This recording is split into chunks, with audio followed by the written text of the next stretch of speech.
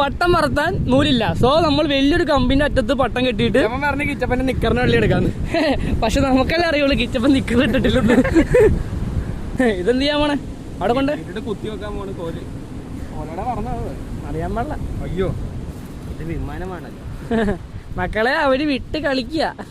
ഞാനും ഒരു വർണ്ണപ്പട്ടം.